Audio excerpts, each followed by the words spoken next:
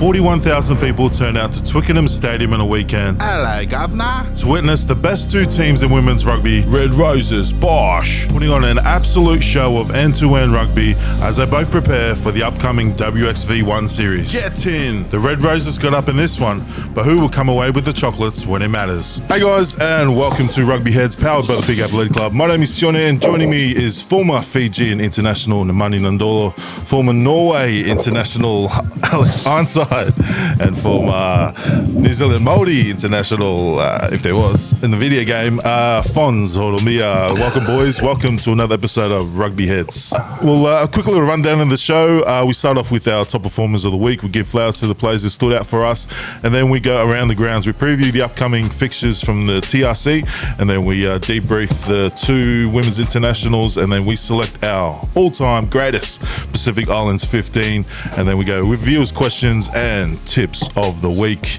Now, Alex Ironside, you want to kick off with your top performer of the week? Tane Edmund, or as he's known in New Zealand as Tane Edmund.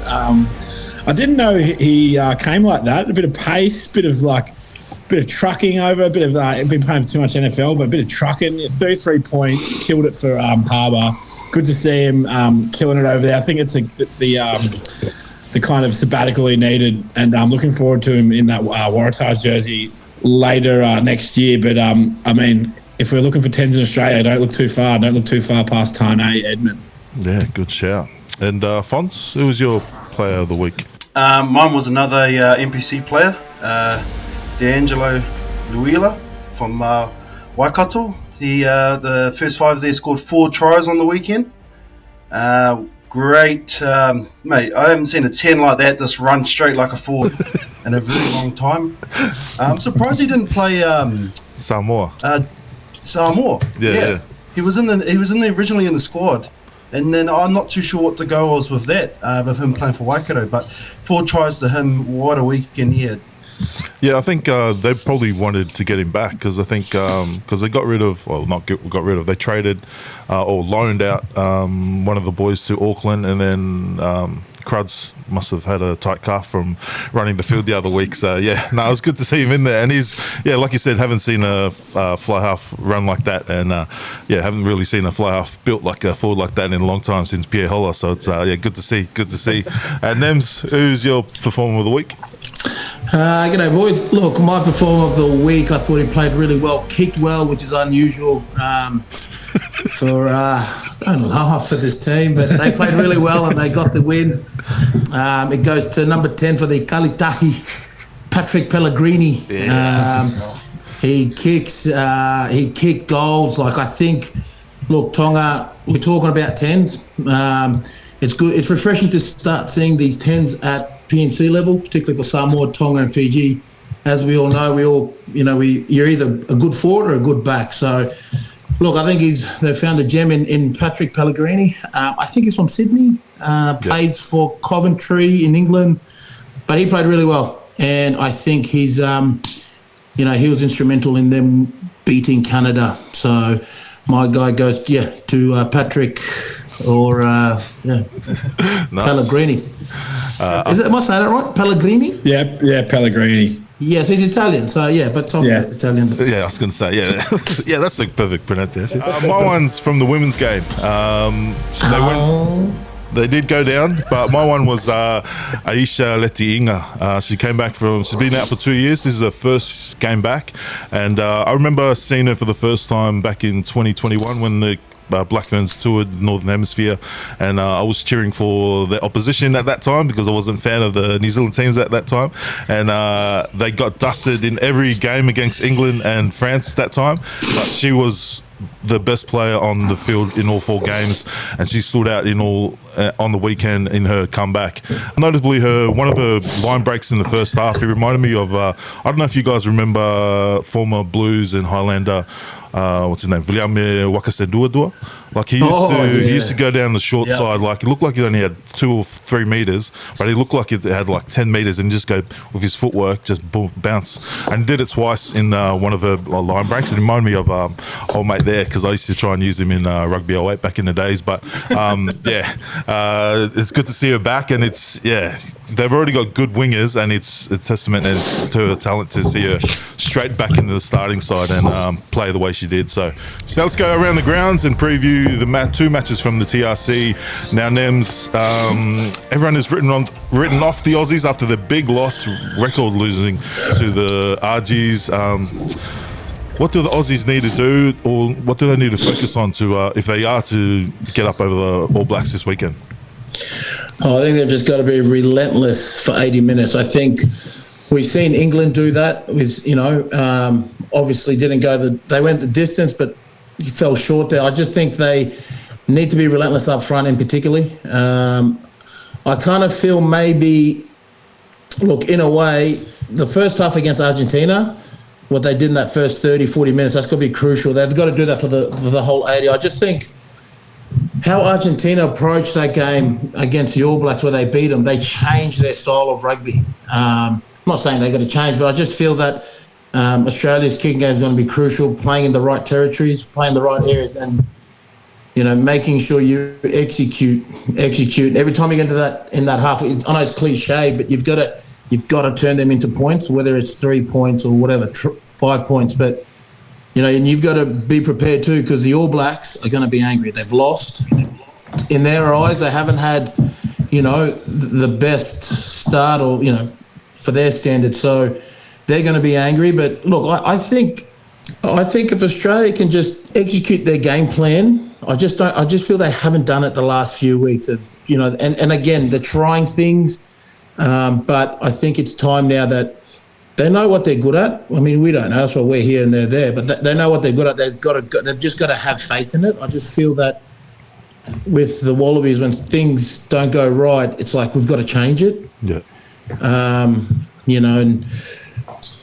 It'll be interesting to see how they go and who they pick, because again, we're going to expect a very angry All Blacks team, and it'll be interesting to see. But I just think they've got to be relentless, and it starts up front. Yep.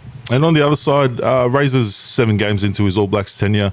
His attacks coach has walked out, and FERNS as a Kiwi here. What do you think the All Blacks need to do to get over the Aussies, to make sure they get over the Aussies, because they are the favourites? Yeah, pretty more or less of what Nems is saying is obviously just do those little things right, the accuracy. Like they'll be hurting from obviously South Africa. Both teams are quite desperate this week. Both teams, I wouldn't think for New Zealand, I think they could live with maybe the 2 losses in South Africa, but that loss in Wellington to Argentina was a big one, because that really kick-started things, I feel, for Razor. But I wouldn't be surprised if the All Blacks move a few players around. Not completely, but move the odd 1 or 2 players and see guys come back in. The group will be back because there's an injury up front. But I think, both teams are desperate for this one. I know Australia will, all the pressure's on the All Blacks, I feel. Wallabies got nothing to lose, especially at home, and go out there. But as a Kiwi, I actually can't wait for this BLEDISLOE Cup this week. Yeah, I think it's neat. I think the Groot's the one that's actually injured. He played NPC on the weekend. He got injured, and I think Bauer's been called in to the travelling squad over to Sydney. That's why he didn't play today, Bauer.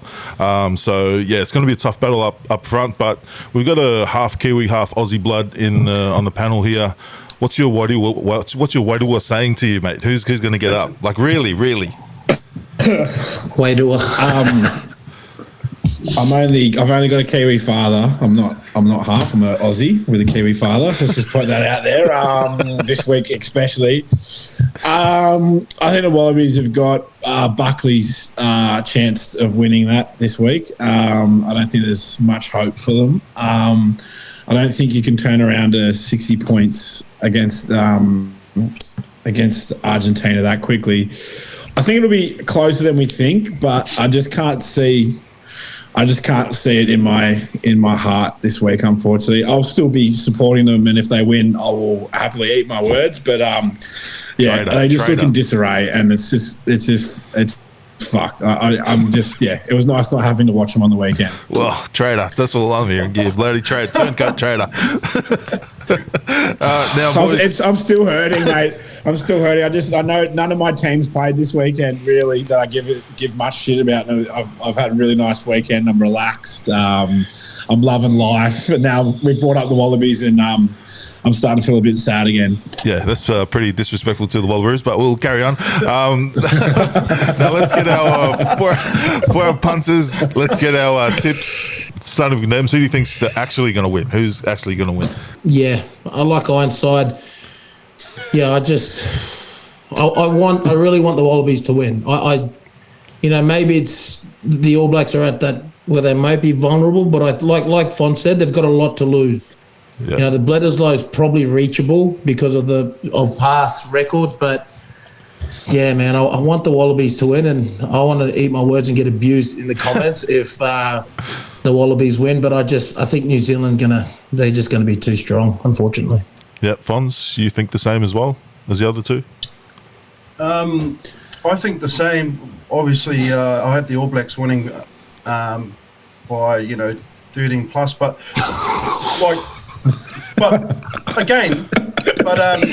just like Einstein, what Einstein was saying though, like the Wallabies have nothing to lose here. Everyone's writing them off. Yeah. Including me, everyone here. But they've got nothing to lose. Get out there and go. Yeah. Yeah, you put everyone here in the bracket. Those other two, but I'm hearty. Yeah, but this is classic Sione. He always says the Wallabies will win, the Wallabies win, and they lose 20 times. They lose 20 times, and the one time he wins, he'll say, "I told you I was right." All I'm saying is, I know you're game. I've been outvoted here. Psychology, mate. I've been outvoted here. Everyone's voting for the All Blacks. Are we going 13 plus or 1 to 12? Or 1 to 12. 1 to 12. All right, we'll lock in for the fans or for the listeners. Lock in All Blacks 1 to 12. But I had a feeling, the same feeling that I've got in my heart. I believe they played in Sydney as well, but it was the same time. I had the same feeling when the Wallabies played Samoa many years ago, and everyone laughed at me. I said, "I got a feeling Samoa was going to win this one," and that feeling turned out right. And I put $5 on, and I won about just under $100 that day. And drinks was on me at the what was it back there? Caesars back in the day. Down under bar. Caesars. Is that the same feeling you had? Is that the same voice and feeling you had when the Wallabies were going to win the last World Cup? Is that the same one that was talking about? No, that was Ron Freeney. That was Ron Freeney, mate. So if you're up for a smoky bet, mate, Wallabies 1 to 12, 1 to 12, mate. But yeah, lock in, as these guys said, lock in the All Blacks. Gamble responsibly. Yeah, also gamble responsibly. I've never hit a multi yet, so yeah, that's. Imagine what you could do with more.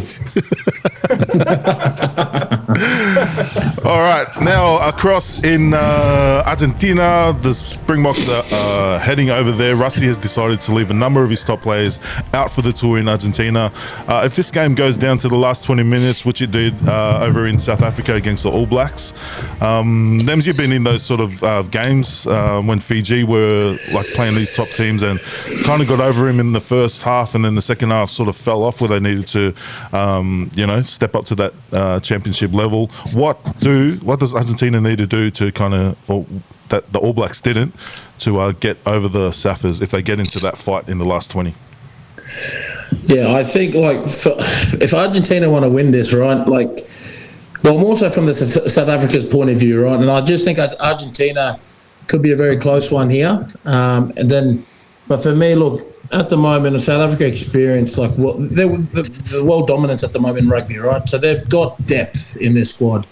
I would like to see something like, Grant Williams starting at 9 with Reiner coming off the bench, particularly in those when the going gets tough, and then guys like Quagga Smith. I'd like Quagga to start. Yeah.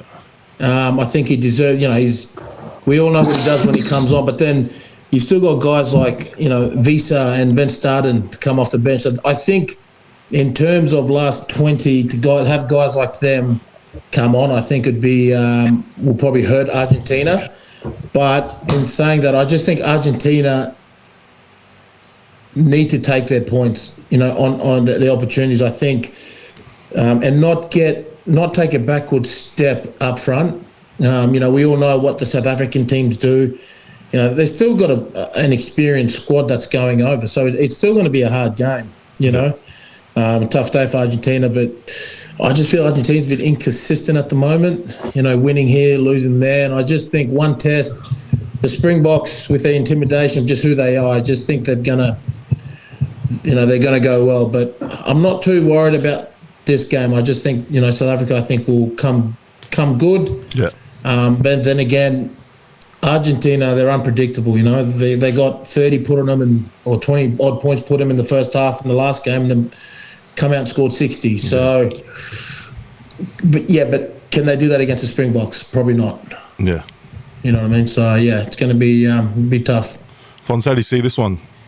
Like the Springboks haven't played well at all, and they've already come out and say they haven't played well the way they wanted to, and they're still winning games. So how do you think this one's going to go? I think, look, I got South Africa winning, but this game's in Argentina. I haven't seen a full performance from Argentina as well, even though that they won against Wallaroos. That first 30 minutes was quite slow from them. Yeah. If Argentina can be consistent throughout the whole game, it's easier to say it than do it. It could be a lot closer than what people think. But you are right. I don't think South Africa have hit their full strides yet, and because obviously they're sending a few different-ish team in their squad going over to Argentina, so we'll see some faces again. Knowing Rasi, he'll change up a few guys again and get some guys some more game time. Yeah. But look, South Africa, I still think we haven't seen the best of them yet. Yeah.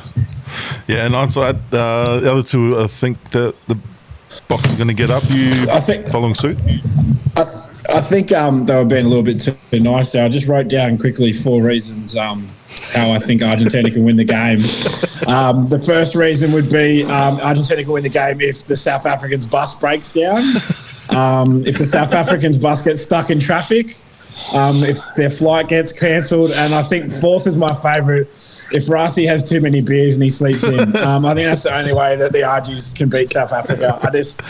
I don't think South Africa is going to lose a game like this. They haven't played well up to their standards. I think the RGs they've got a good side. They've had a few good games. I just don't think that at the back end of the rugby championship, South Africa is going to lose a game like this, especially after their performances against the All Blacks, the second best team in the world. Yeah. I've got a similar feeling in the other one, but I think RGs will get.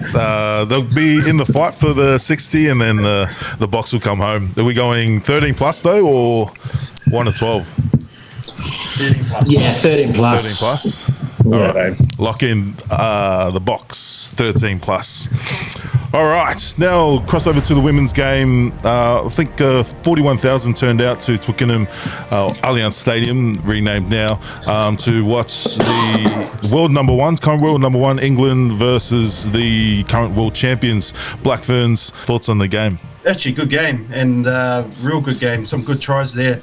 I just feel like when I watch that game, it's real similar to the men's at the moment, where I think over in the Northern Hemisphere, especially in the forwards, I don't know, like Ironside and Tony, you guys are the forwards, but I just feel like they're a lot more accurate at the set piece, more physical in contact at the ruck, and I kind of felt that in the women's game.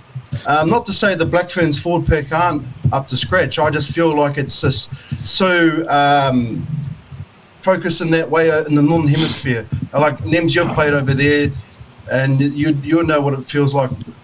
Same in the men's game. But great game to watch. Some real good tries. Black Ferns nearly scored 2 tries in the first half. Litainga, the winger that you were just talking about. She got chased down and obviously got done for holding on. But, they'll play each other in a few weeks in the XV1 competition. I think it's in Northern Hemisphere. correct me if I'm wrong, but great game and great spectacle for the women's game. Yeah, just what Fon said, like their set piece was amazing. Like we saw that first try, the forwards going over, they just, but it's over there in Northern Hemisphere, particularly in the UK, it's not as skillful, as it is here, but their attention to detail and the set piece and structure, and it makes them who they are, and you see that in both the men's and women's. But it was good to see. I just think this England team, again, is growing. I know a lot's been, everyone's talking about New Zealand, but I think I'd share a bit about the England team. Guys like Natasha Hunt, Holly Atkinson, 9 and 10, they led really well. And then, you got Emily Scarrett, who's a fullback who played centre. Yeah. Having an old head like that, I just think, plays a big part. And, again, there's a lot of young guys coming through the England system there. And I just think, they're probably building, and a lot to be riding on that. They obviously lost to New Zealand in that World Cup when they were tipped to win it. Do you remember that a few years ago? And so there's always still going to be a bit. I read an article about how some of it still plays on their minds when they play against this, the New Zealand side. So no, it was a good game. But I was just really, pleased to see the crowd, 40-odd thousand. It would have been a stinking hot day, 13 degrees over there in London. They would have had a heat wave, but so there would have been a lot of ciders been thrown around. But no, it was good, good spectacle, and I'm sure they got some tan lines in that 13-degree heat. Yeah, I believe because the final, the World Cup final is going to be in Twickenham next year, and I believe they said there's only like 500 tickets left for the final, for the grand final. Wow. So, yeah, I might need to snap that up. Just on the Northern Hemisphere thing that Fonz brought up, I just think that it's the accuracy around the breakdown. I think we just get to break down sometimes here in the Southern Hemisphere, and then once we're there, we hit it right, and it works 90% of the time, but I think the accuracy, and it's just like, it's not so much once they're getting there. Once they're there, it's just fucking blunt force trauma. It's just like, let's take out who we can, and let's pick that one target. They're not waiting around to see a picture, and I think you really are noticing that come through into the women's game even more, because the contact, it was very heavy in that game, and it was some of the biggest contact I've seen ever, really. So the accuracy around the breakdown is very impressive. Yeah, that just on that, they love training breakdowns like contact. You know how we do contact here? It's like 5 minutes, right? Over there, and I remember, because the head coach now, Steve Borthwick for England, he was our coach, and Kevin Sinfield. And I don't know if you know Kevin Sinfield. Rugby league. He's a league legend. He's a legend of rugby league in general, right? Mate, every Tuesday we used to have to bash each other. Like, I'll tell you a story. Anthony Watson? Yeah, winger. Yeah, and Ben Youngs and all. Like, so those two, every time we come to contact, we would talk to each other, and they'd be like, "Wait, listen, bruv, relax." So, man, but going back, I used to always be the hero training. But anyway, they love to tackle, bros. Like I'm telling you, it's what they do. They hit bags, and like Hindsight said, the accuracy is there because they train it. They train it not for 10 minutes, but they train it for 30 minutes. You know what I mean? And bros, it's that's why they're so good at that. And accuracy, it's repetitive stuff, isn't it? Yeah. Isn't it, bruv? Yeah, in it.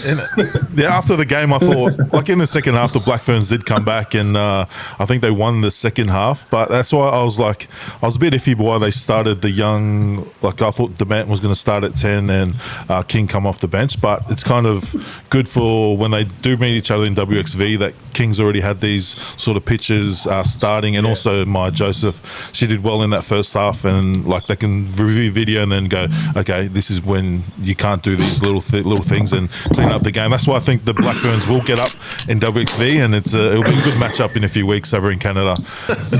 But yeah, the Wallaroos.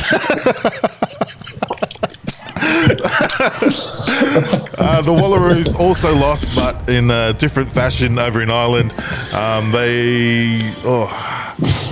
don't know if we want to go deep into this one because I don't want to beat them up after a big loss like this. But who caught the game and thoughts? Look, it's the same thing as the Black Ferns game. just the accuracy around the up front and the forwards. You know, Ireland, a couple of their tries come from mauls and from opportunities. For the Wallaroos, though, I thought they started well. Yeah. Look, Ireland scored in the first 4 minutes, and then the Wallaroos scored in the 8th minute. You know, for me, the Wallaroos, there's a couple of players that keep standing up every week, and they have huge shifts. Masters, she's the hooker. She's consistently playing well for the Wallaroos. I've got to give a shout out to her. Her all the time, and the winger Maya Stewart. They're the two that stand out every time for the Wallaroos, and they always step up every game. I don't know if you saw the Irish new kit though. Yeah, real fire. Nice kit that they're wearing. Looks like fire. That's pretty on. But again, you know, Wallaroos, that was a bit hard to watch towards the end. Let's just say that much. And look, again, heading into XV3, they're going to South Africa, I'm pretty sure. Two, yeah, XV2. Two, sorry. Yeah. Sorry, two. They need to get some wins under their belt, because obviously it's hard being in a team, isn't it, when you're not winning, and you're trying to get some confidence into the team.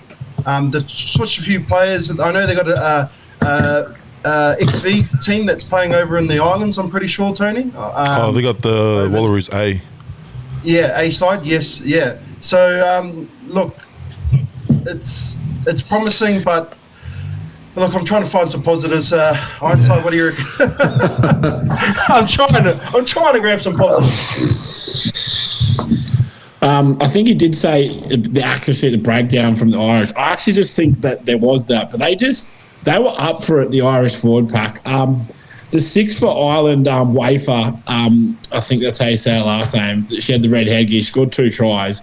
She was a monster. Honestly, yeah. She made, she was a woman, they were girls in around that game. It was, very impressive. Ireland have just come off the back of their women's comps, just finished. I don't know what the name of it is there, but it's just finished. They're straight into a test match. And they looked fitter. They look like they want it more. I know that the Wallaroos have been in camp, but they're just not playing enough games, I don't think, before consistently. And I think that showed, because they started really well. And I think sometimes when you're rusty, you actually probably start well and you can't keep it going. I don't think you always start that bad, but yeah, they looked bad. But I mean, yeah, like you said, Masters and Maya, you know, always outstanding for the Wallaroos. But yeah, I don't know. Are we looking at Eddie Jones 2.0? Is this what's going on? You know, the Wallaroos have looked pretty bad since the new coach, and they're playing a different style that I just don't think kind of suits them. Yeah, Ireland did have a handful of their sevens stars who they did well in the seven circuit, which you can see the difference in that sort of run around the plate. I'm trying to hold back because I've watched the Wallaroos games and all the Super W games the last few years, and even the club games, Jackson Cup games, and it's really hard to watch this sort of team and the selections. And obviously since last year when the last coaches finished off, they were in WXV1 and they won 2 of 3 games, which one of them was against France, who's a top 3 team in the world. And then to see them fall from grace this far down, where they're now being demoted to WXV2, and Ireland were in WXV2 last year and they dusted the Wallaroos just on the weekend.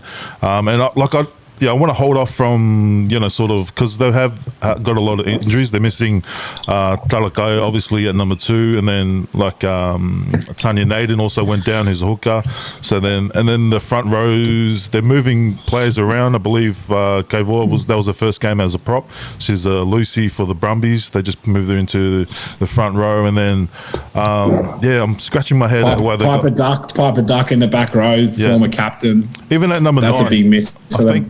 I think Lane Morgan needs to be at number 9 and even if she can go the whole game, because there's too many inexperienced. It's good to try it, but and I really think that we need the Aussie Sevens girls. I need them now to they don't have to play every game, but obviously WXV2 would have been a good one to put 1 or 2 players in to get ready for the World Cup, because we need them for the World Cup. Otherwise, there's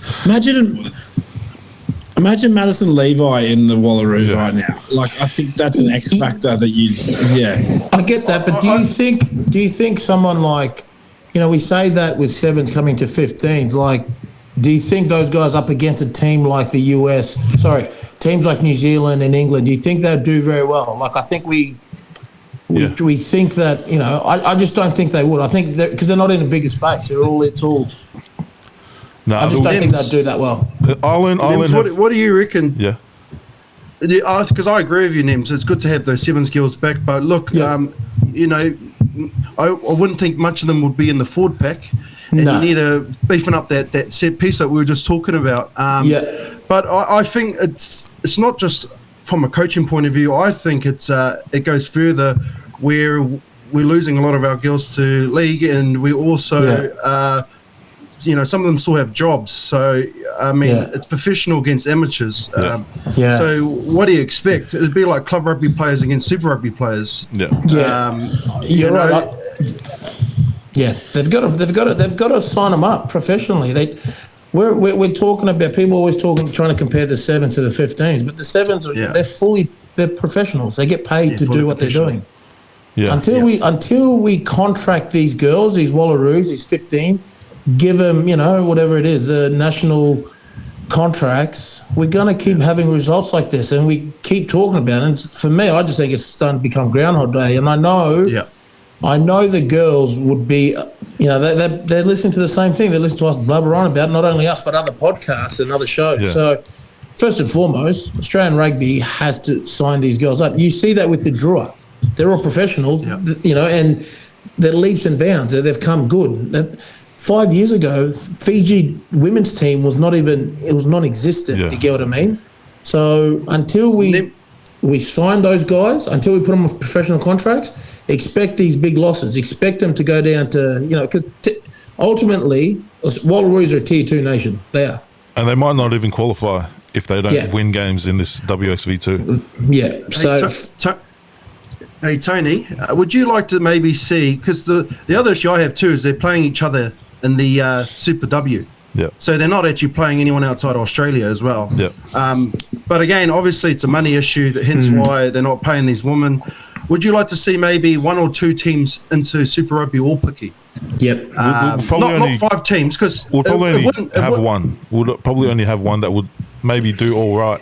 But I believe they should let the girls, because the girls have been trying, and a few of them have been going to the Northern Hemisphere to play in the Prem and in the French League. But I know Australian rugby against it, and trying to stop girls, which is fair enough because the comp back here won't be any decent. But we maybe need to have that, like at least have one, like have the Wallaroos team just travel there and in camp for the whole season in Super Rugby All-Picky. So that might be the investment they need to do.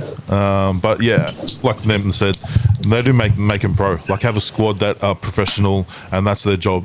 Day in, day out, like the rest of the international teams. So maybe we need to start a GoFundMe. They deserve it. Especially the girls that have said no to NRLWs so many times, like G. Fred, May, Stewart, like some of the girls that you mentioned. Well, let us know. Should we start a GoFundMe for the girls?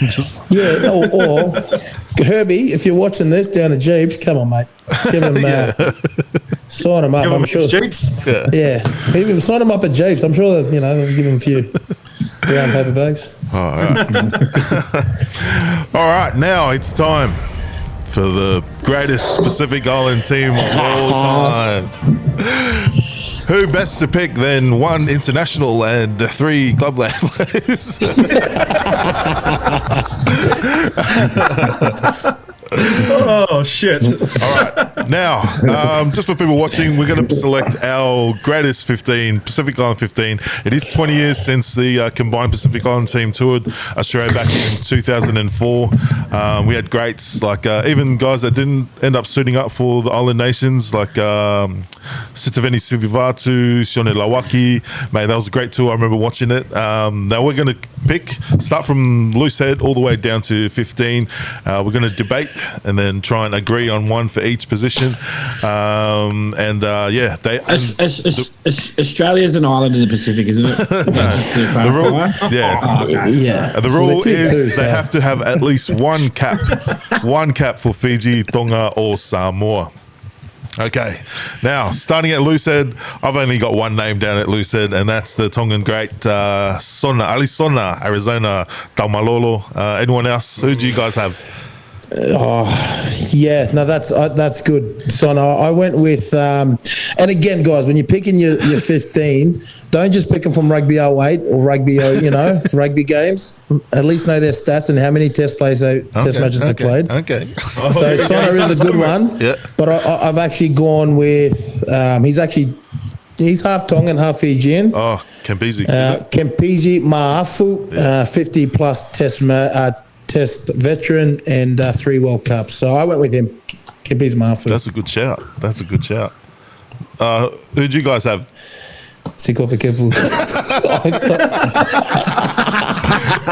Anyone else throw any names out there? Namani Dems could probably play front row, so I would have him. I would have been a good front row, I reckon. I would have probably still been playing, actually.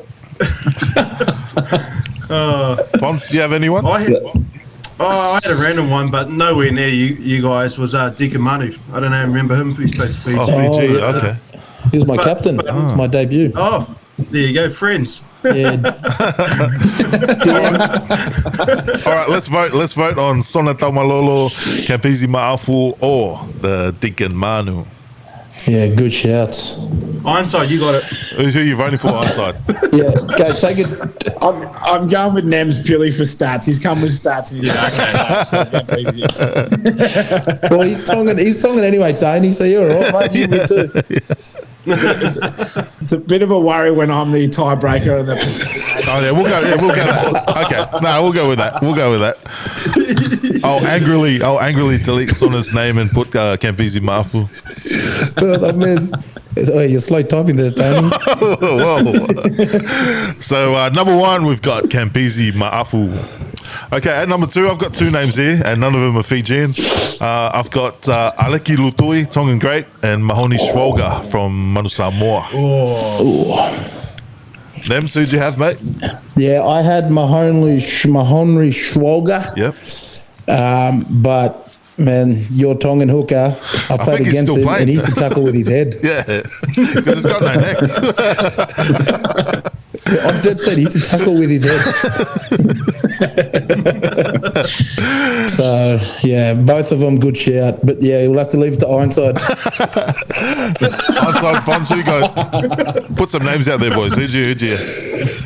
I actually had Monry Swogger as well, the 2011 captain and the current head coach.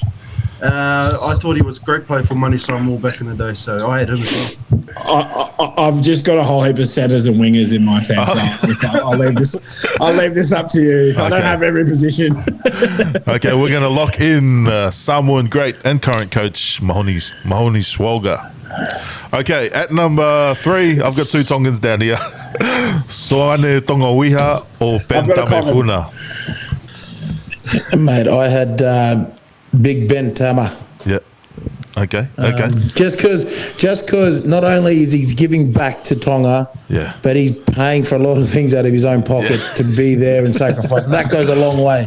Imagine that in the Wallabies. Guys wouldn't play. Yeah, true. So I'm going Ben Tama because he serves it. He should get an award for it too. He should get an award for that. Fons, who'd you have? I had a Samoan great, Peter Fedialofa. Oh, he was big for them in the early 90s. Yeah, for Manu Samoa. His son was a good player too, Jeremiah. I never watched Peter play, but goodness. I only said war because I remember playing his son and he put a shot on me and I was like, oh my gosh! You know, his son could hit. So you can just imagine the old man. You know, so I think he's the massive shot, Peter Fats. No, his son. Yeah, quick story on his son. I played him, and you know how you play in scrums. You're like normally you're just not. Well, when you like go down and then you go, oh, you're good. I did that. You're good, and you get fuck off. And like, oh, okay, mate. I never said anything to him after that. Mate, Tony, I used to stay away when he used to drink, mate. What dangerous man. Oh. I don't think he ever put an arm in any of his tackles, but the ref were too scared to call it. Onside, who'd you have? I actually had Ben Tamifuna as well. Oh, mate, locked in. Nem said that he deserves an award, and he's getting an award right now. He's in our greatest Pacifica 15 of all time. Lock in Ben Tamifuna. Okay, at number, I got 3 locks here named. I'll name all 3 of them. I had Leone Nakarawa, Samuel Satiti, and Joe Takori. Nems, who did you have? Oh, mate, I had Leone Nakarawa and Samuel Satiti for my locks, just because everyone talks about offloading kings that come out of New Zealand. They're not. This guy here you play with or against, man, they call him the octopus because he can offload, and like having someone like him and Samuel Satiti with the aggression, god damn. Yeah, they used to call me octopus for a different reason, but fun. Who'd you have? Is that Wallace's old man who you used to talking about? Yeah. He's number 8 as well, wasn't he? Oh, he played second row. Yeah, he played 6 as well. He played. Oh, okay, yeah, all around. No, I can't go wrong. I did have Leone though, for sure. Man, what a play he was for Fiji. So I only had the one really. Leone, that was it. Now, Alex, if you say bloody ridiculous summer, you're done, man. No, let me. I'm on brand here. I'm very on brand here. So my 2 R's, Lepeti Tamani, played for the Wallabies, and I've got 1 cap for Tonga. Yeah, true. That's pretty good. And this one's a bit of a hard one to say, but Adam Coleman, I think that's how you pronounce it. Yeah, Adam Coleman, yeah.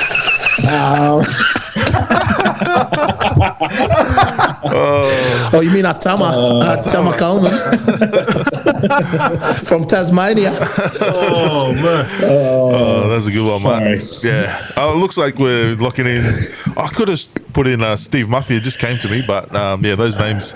We'll lock in Samuel Satiti and Leone Nakarawa. Oh, I'm glad I had that written down. Okay, at 6, I had Officer Trevor Reynes, his Samoan. Yeah, I just loved him. I'll probably watch more of him at 7s, but yeah, he's just a monster. Nems, who'd you have? This bloke is an 8, but can play 7 and 6. I had him at 6 though, because 7-8 is good. I had Bill Mata from gold medalist, played for Edinburgh, played Fiji, played the World Cup. Yeah. Part of that team that beat Australia. So Bill Mata, if you don't know him, YouTube him, because mate, his offloading game is phenomenal. Yeah, if you watch his highlights, I watched it not long ago, mate. He'll have you saying Mata Uzi. Now, Fons, who'd you have, mate? I did something similar to Nems. I had to move guys into 6 because I had someone different for 7. First one, I had Lavini Bortia. I had him at 7. He was over in La Rochelle. I don't know if he's there anymore though. Yeah, he's still there. He's still there. And then the other one I had was Nili Latu. Okay. Jeez, who just said that? Yeah. No, So, I had nearly at 7 because he's never played 6 before. But that's I just did a bit of shuffling. Onside, who'd you have onside? I got no one at 6. I got some blokes. Used up all your jokes. Used up all your names. I've got some. I don't know any other one. I spent the last half an hour before with the guys I did pick pronouncing their names, so I couldn't get to. Yeah, I think we all dropped the ball because I don't even think Officer Trevor Reynes played 6. He was more of a 7. Yeah, but we'll go Nems. He trumps us. He's the international, so we're going to put in Phil Mata. Okay, at 7, I had Nili Latu and Levani Potia. Nems, who'd you have? Yeah, I had Nili. He one story about him. He played with him. He had 23 stitches down here in Japan, cracked open. They were like, nah, you can't play. You're done. We can't get on because obviously insurance stuff. He literally told the official he got stitched up, but just strapped it up and went on, and he was bleeding. Like, mate, he had a V on his face like that. And they were like, "Oi, don't drink after the game. Don't drink. Make sure you rest at the bar till 3 a.m. on the beers, and the bleeding's just coming down when you drink." So he's a tough player, tough as nails, and he punches above his weight. Yeah. Old Nilly. Yeah. Had the pleasure of playing with him. Good captain. He's been one of the servants not only of Island Rugby but for Tonga. So a Nilly Latu at 7. Yeah. Current assistant coach, Fons, who do you have? I had Sir Michael Jones.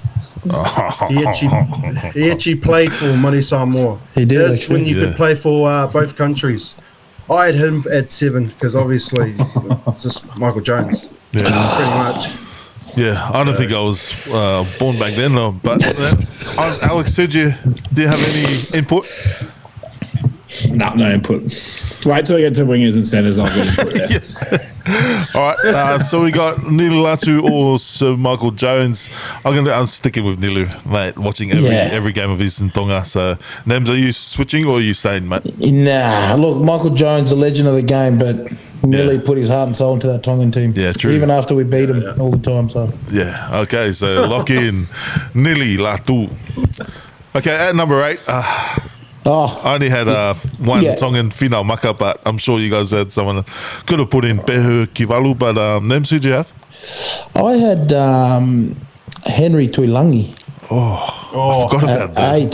Just ask the Springboks team of 2007. He went. I had Henry Tuilangi again. Just scary player, scary person as well. Fons? I had a toss up between Henry and I actually had Simo at Satiti at 8, not at lock, but he's at lock anyway. So Henry for sure. Henry to locking in. Henry to Ilangi. Pretty scary to play against. All right. At number 9, I had to throw in one of my throwback players, Tongan and also a Welsh clubland great, Salilo Martins. Remember watching him in the 99 World Cup, and mate, it was a freak. But my actual pick would have been Khan Fotuali'i for Samoa, and also Canterbury great. Nems, who do you have? Yeah, had my old teammate Khan Fotuali'i. Friends. I was waiting for that. I'll tell you a story about Khan. So we played together in Montpellier.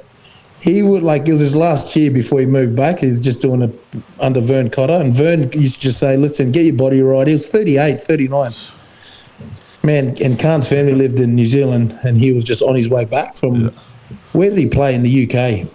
Anyway, he'd be on the piss Monday, Tuesday, Wednesday, just get on the piss and then just rock up and actually kill it. Yeah. And then he'd be like, if he didn't want to do something, he wouldn't do it. He was like, nah. So he's a good man off the field too. So great value on the piss. But didn't like to buy beer, that's for sure. Oh wow. Catching strays. Fun. That's a good shout though. I had a Tongan Ape, Taniela Moa. Rest in peace, Taniela Moa. He passed away too young. But I thought he was a great player at half. He was a man. Tonga. Yeah, very good player. So I had him. We're still not up to the wingers, so Alex, just sit there, mate. So we've got 2 and 1, so Khan gets the vote. Khan Fotuali'i. All right, at number 10, I would have loved to put Pierre Holla in there, but I've gone with 2 names. I've got Tusi Pisi and Nicky Little. Nems, who do you have, mate? Yeah, look, Pierre Holla, Eastwood great, West Harbour great, I think, as well. Yeah. He was my second, but my first was Nicky Little. 4 World Cups, been there. He was the pretty boy of the Fiji team. Yeah. In the Fiji team, everyone in that team, all dark. The 10, token fair. He started the trend. So, Nicky Little for me, he was He was even in that Pacific Island. He was there 10 for the Pacific Islands. Yep. So, yeah. Oh, Nems, I actually thought you were going to go Ben Volavola there for a second. Yeah, I know. Because he's played 3 World Cups. So, and he's the 3rd highest point scorer, but I went with the highest point scorer of all time. So, Yeah. I had Nicky Little was one, and the other one was Samoan first 5 Earl Va'a. Earl Va'a, yeah. He was the little Jimmy. Earl Former Va'a. North coach. Oh, there you go. There you go. He was, he was massive for Manu Samoa back in the day. Him and Nicky Little, they obviously played against each other throughout those years. So 2 deserving fly halves right there. All right, let's lock in Nicky Little. Now Ironside can finally turn his microphone back on. I actually had 2 10s. I had 2 10s that weren't going to make it, but I had 2 10s written down, so I'm ready. I had Sopawanga, 10 played for some. Okay. Played for some. Well in the World Cup. He played well. Didn't play, and he played more 7s, but I've watched his highlights a million times. There's a magician, Sherevi. I think he could probably play 10 in a team. Yeah. That's pretty good knowledge there from me, I reckon. Lima played fullback when he came on for Samoa, but yeah. Well, this chopper's legs down, Nems. Jeez. Wow. Sherevi played 9. Mate, I'm trying here. I don't watch too much tier 2 rugby, but now I have to for the Wallabies.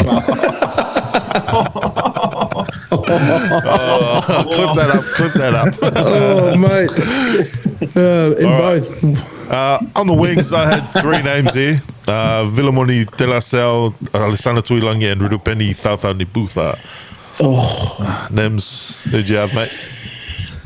Yeah, again, look, I don't want to be, I've gone the same as you guys. You still have Vuni Buck. Did you say Vuni Buck as well? Oh, no, I said Telasel. But Vuni Buck, I forgot about Vuni Buck. Yeah, look, mine was Rapini Thou, but I want to mention there was a winger for Samoa back. He had tattoos.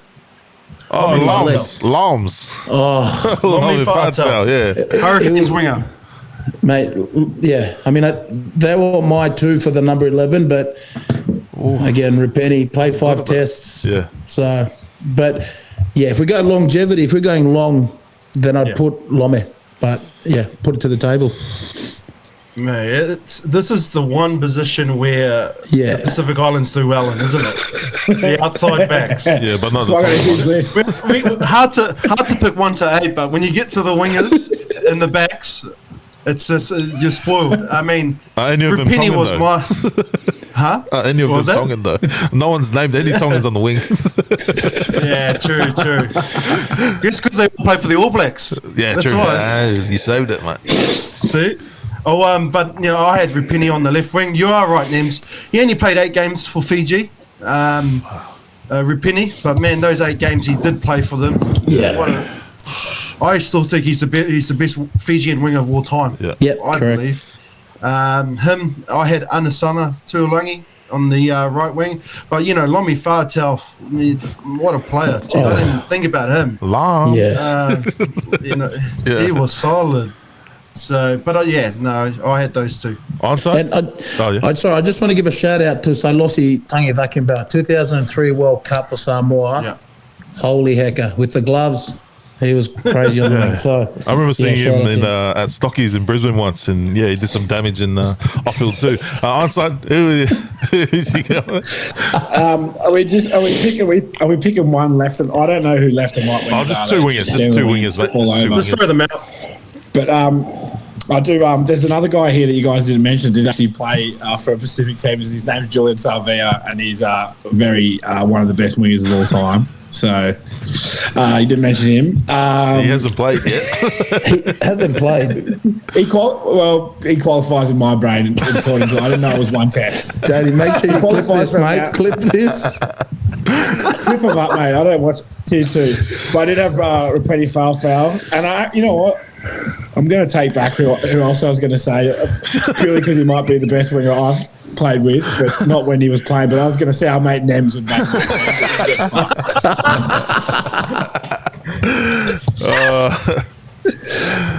All right, who are we going? We're going to Rupeni's locked in. Are we going Loms or who else was there? Are we going 2 wingers? Cooper Verna? Yeah, 2 wingers. Cooper Verna. We still got Tuilangi was the other one. Tuilangi. Oh, Cooper, yeah, Coops. So we're going Tuilangi and Rupeni. Yeah. All right. Yeah. Lucky. Quick and brute. Alessandra and Rupeni. No names. Okay, inside centre. We'll go with both centres because I kind of moved this off around. I've gone both Fijian. I've gone Semi Raja and Waisale Nayafalevu. Oh, I've gone with Brian Lima and Sarah Rambeni. Fuck, I forgot about Lima. Holy, I forgot about If his you can hits. trump that, okay. I had Brian Lima at fullback just so I could squeeze in some centres. Nah. Oh no, man. Fullback at the start of his career.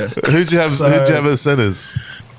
Well, it was the two Fijian wingers you've just named, but the other one I couldn't make my mind up was Suasova. He was a centre as well.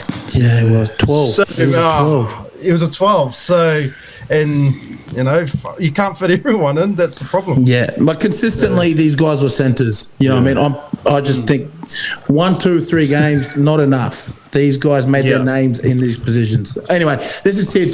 So a bit of education for you. I actually had Brian Lima. I had Brian Lima written down. You just wrote it down just I was then, doing mate. this in the kitchen with my old man in behind me, and he didn't say that, and that. Yeah, And then I do remember his name. So Yeah, I'm better than changing. now. I'm changing to Brian Lima, I think everyone around the world would know who Brian Lima is. So including our South African friends watching, mate.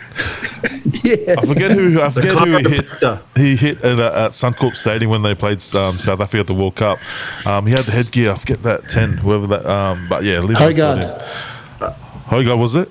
Yeah. Yes. Oh, mate. Yes, it was too. Unbelievable. Yes. Yeah, so I'm going to go 12. Brian Lima, anyone else want to debate that, or everyone's happy with that one? That's a good I'm shout. happy with that. Lima, and then 13. I had Nathan level. Anyone? I think he's the Fijian best 13 ever. Anyone else? And have anyone else?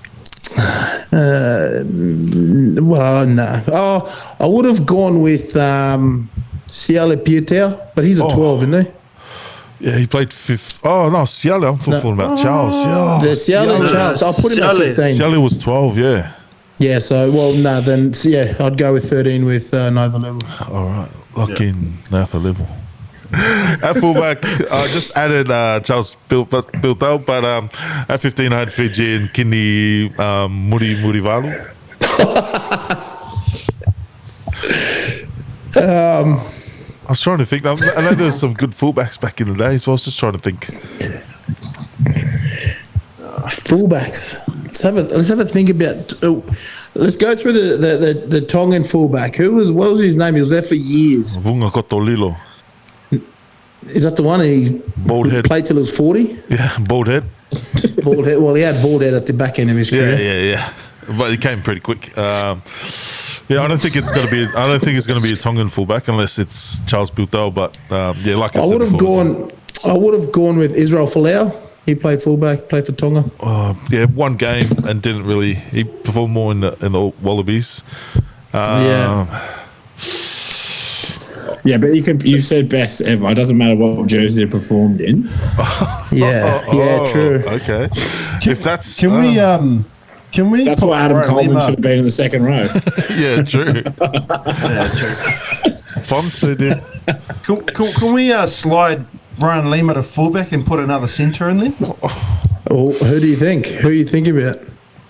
Either at centre Piutau or maybe Semi. Yeah, true. Oh, true. But no one would think Brian Lima as a fullback. That's the thing. Everyone knows him as a 12. Those who you know back in the early 90s, mid 90s, he was fullback. So He played sevens too, didn't he? Yes, Only he did. Pesa. Yeah. Not many good. Jeez, fullback. Who was your fullbacks names back in your Fiji days? Kinney. No, I rate Kinney. Kinney, again, 3 World Cups. And he was actually a decent fullback that played, and he played at the top level. Played with him at Leicester, played La Rochelle, played alongside with Fiji. Again, depending on what you're going on. If you're going for consistency, he played 35, 40 tests for Fiji, so definitely handy to have. But Yeah, I'd go Kinney at fullback. I can't think of. I'm trying hard for Samoa, Tonga. Did anyone ring a bell? No, They used to have what? Yeah. Paul Williams and Paul Crichton. Williams. Yeah, he was good. Lockie Crichton was the other one. Oh, yeah, there you go. Paul Williams played in that team. Yeah, he played. 2011, and you know who we forgot as well at 12? I mean, Lima is the man. Silala Mapasua is another guy. Ah, yes. He was great. I reckon Paul Williams or Kinney. You'd have to put it out there. Onside, who are you picking, mate? It's up to you. Paul Williams or Kinney? I'm Paul Williams, what his name. Yeah. Sorry, Kinney, I know you're watching this, man. Yeah. What's the brass? So we're locking in Paul Williams. All right, and that's our greatest Pacifica team of all time. Let us know how bad we did in the comments. And yeah, thank you. All right, we'll quickly go over to French Top 14 update. Boys, how did your teams go? My friend Fonz's and my team haven't played yet. They're about to kick off now. Nems, Montpellier, how did they go on the weekend? Played really well, beat Perpignan. It's always a derby when you play Perpignan. They lost the week before, but, you know, Montpellier, they're pretty stacked this year. They've got the Billy's one of the Vunipolas. Billy's there. Billy, yeah. But then for me, it was the 12 and 13 combination, the French of Arthur Vincent and Tom Damon. I remember when I was there, they were just young, they're just coming through, and now they've, you know, household names. I hope they get a lot of game time there because Arthur has played for France.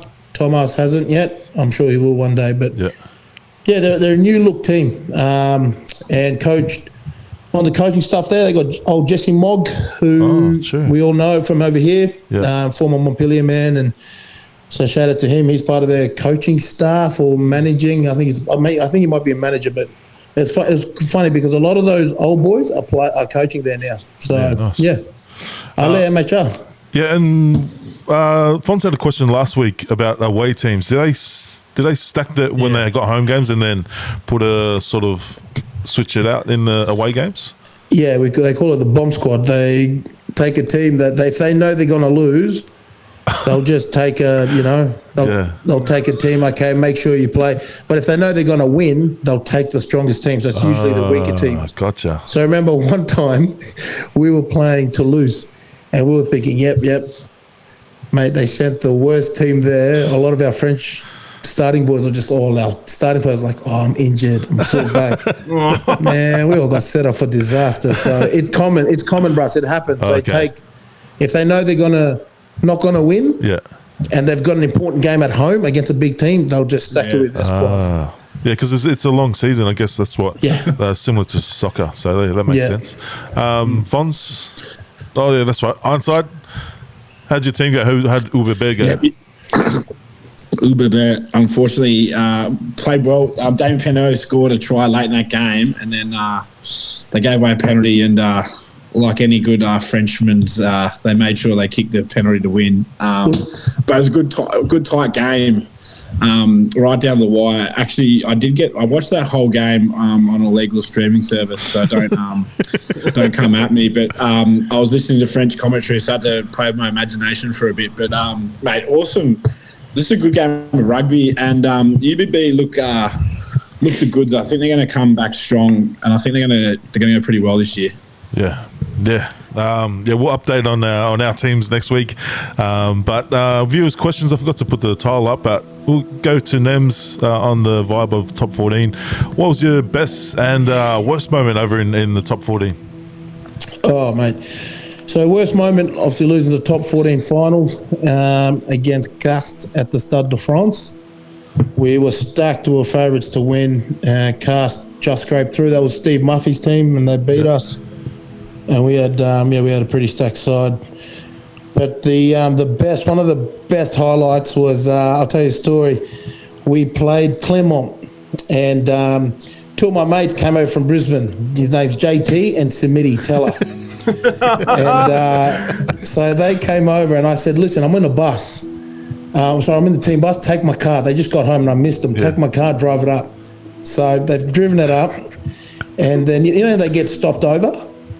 They get stopped at the pressure point. Not pressure point. Like a stopping point. Yeah. So they'll check the car and stuff. Anyway, so they've walked up with guns.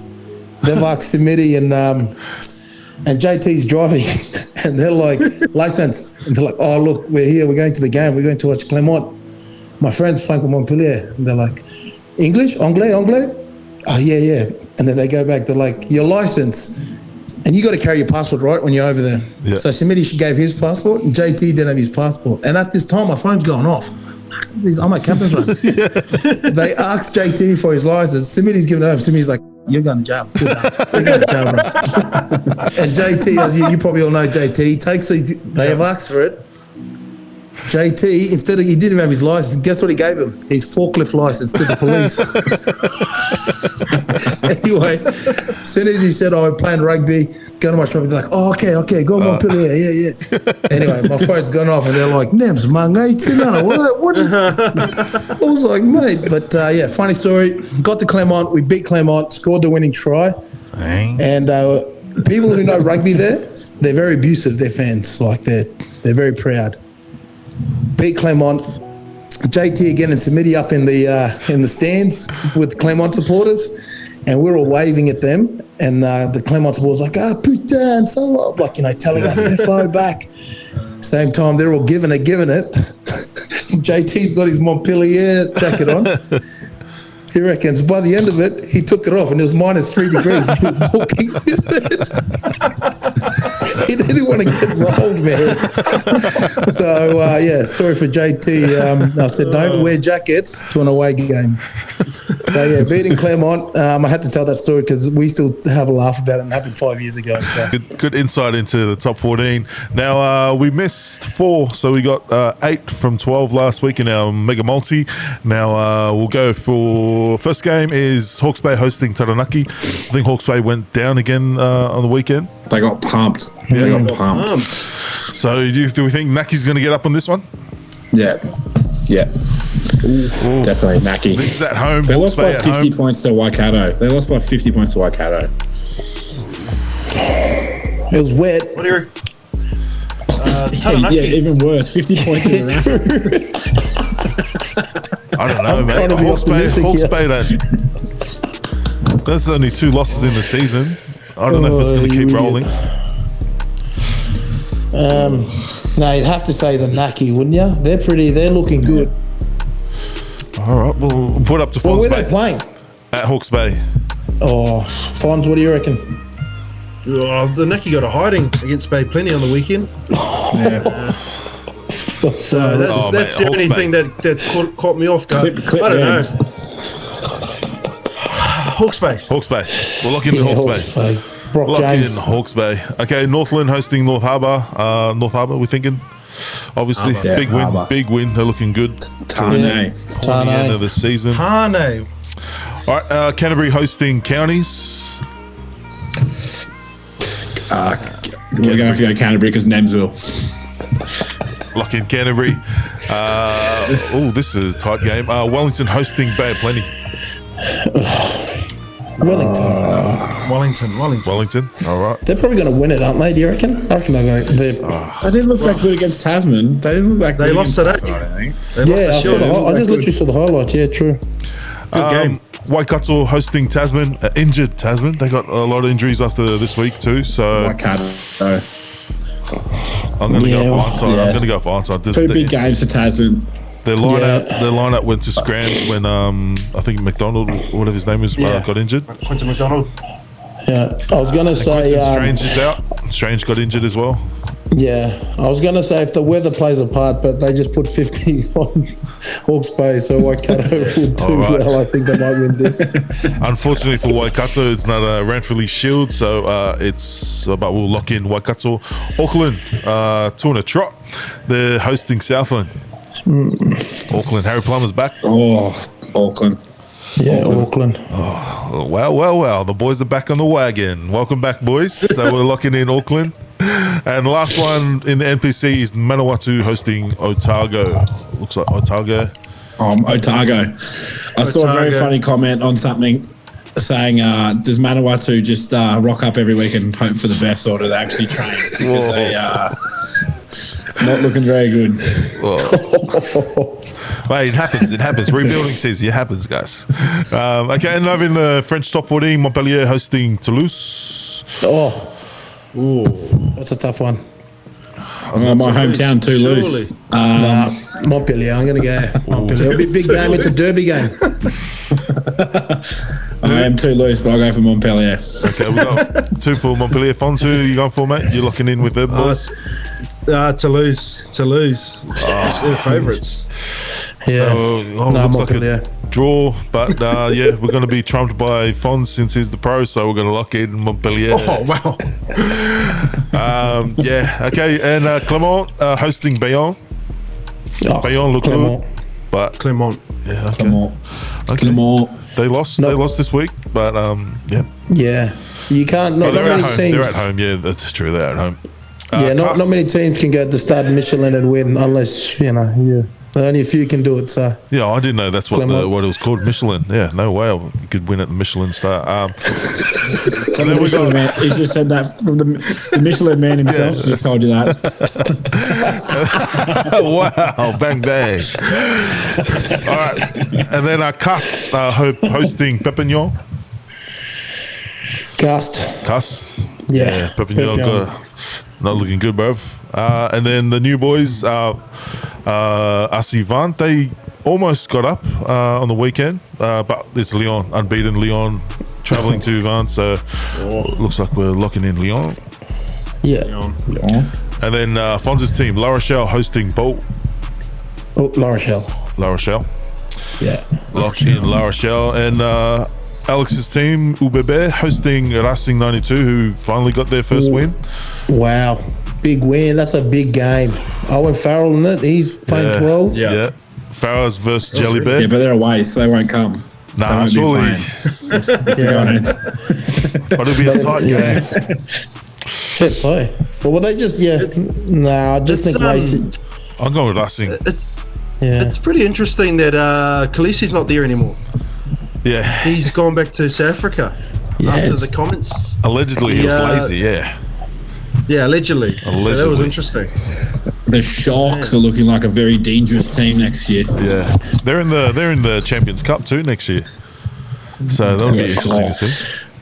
They'll win it. I reckon a South African team will win the Champions Cup next year. Some of the Sharks. Clip that up, Tony. Are we looking in Bordeaux or Racing? Bordeaux. Come on. Bordeaux. Okay. Yeah. Bordeaux. Lock in Bordeaux. And lastly, Stade Francais hosting Toulon. Who's hosting Toulon? Stade Francais Paris. Oh, yeah. Toulon haven't looked too good. They're pretty stacked too, aren't they? Yeah. Sure. Who's that? Toulon. They're stacked. They got Whanganuku, isn't he? Yeah. Nuku, Sinclair. Leicester, yeah. Nah, you got started strong. They started. Lock in 4G. Stade Francais. 4G. And lock in those, I think it's 16 picks. And we'll see how we go. Hopefully we're all going to be shouting drinks next weekend. So all these left, boys. Shout outs. Nems, who's your shout out? I don't know if we're allowed to do this, but are we allowed to do shout outs to a different code or not? Yeah, mate. Anything. Right, I just want to give a shout out to... mate. No, well, yeah. I know we're trying to, bring the game up. But anyway, big shout out to the Red Bank Bears. In a place where I grew up there many years ago. They went down today in the finals, but they had a bit of a, tough season. They were coming first, then got some points deducted, went to fifth and still made the grand final and lost at the end there. But yeah, shout out to the boys down there at Red Bank Plains Bears. Yeah, they were my ops back in juniors, but shout out to former UQ players TJ Cassini playing for the Bears, and might be future Pac Barbars next year. So, Fons, who's your shout out? Mine's to, we were talking about this the other day, Tony. There's the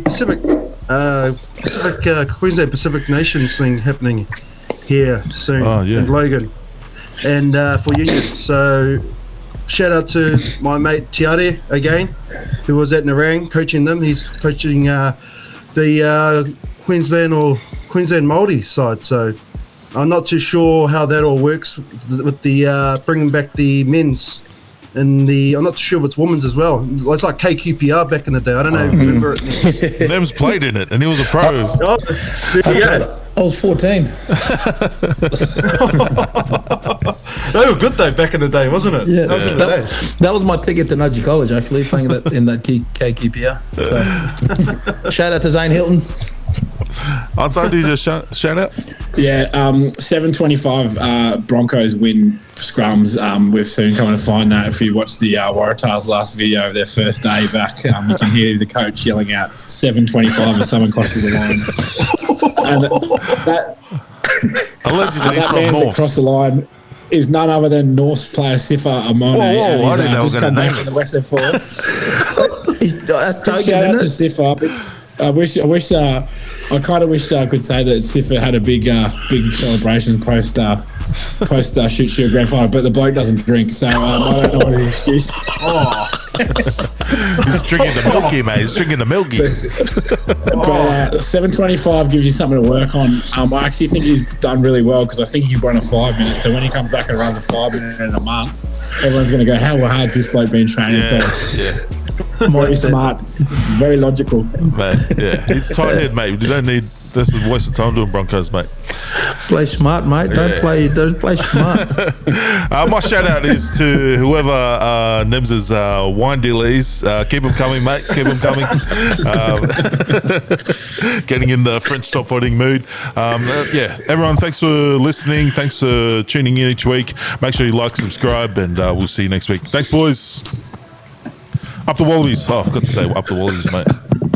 See you, boys.